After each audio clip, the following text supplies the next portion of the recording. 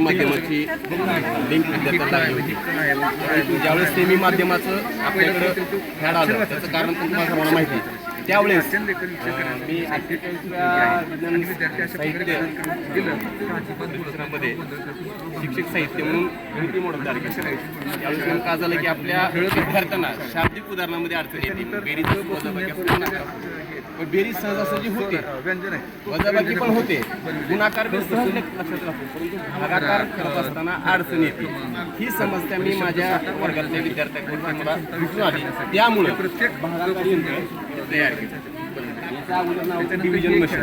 बरोबर आहे. Totally English माध्यमातून तयार केलं होतं.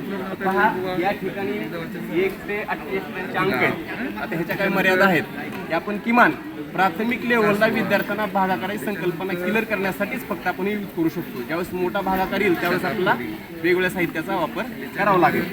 आता पहा या ठिकाणी मी 1 पासून ते 21 पर्यंत अंक आहेत. प्रत्येक याच्यावरती 1, 2, 3 असे दिलेले अंक आहेत 1 ते 21 पर्यंत. बरोबर आहे. की भाज्य आणि भाजक या ठिकाणी उदाहरणाचा कप्पा आहे. या ठिकाणी येणारा भागाकार शब्दाची काय बाकी असेल किंवा शिल्लक असतं. बरोबर आहे. आता हे करत असताना कुठलंही उदाहरण आपण घेऊयात. या ठिकाणी मी काही कार्ड तयार केले आहेत. हे उदाहरण कार्ड आहे. ठीक आपण जनरली कार्ड दिलं. आता ह्या कार्ड तर आपल्याला समजतंय. आपल्यासाठी भागाकार सोपा आहे, परंतु मुलांसाठी भागाकार अवघड असतो. बरोबर आहे. आपण सहज सांगतो. भागाकाराचं वाचन केलं आपण 12/3. यामध्ये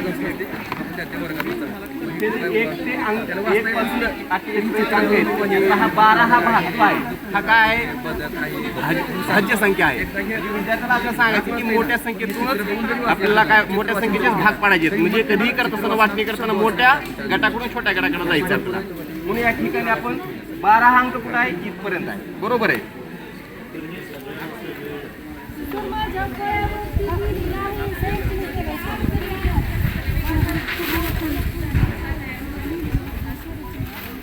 हा अंक वाचता आलाय.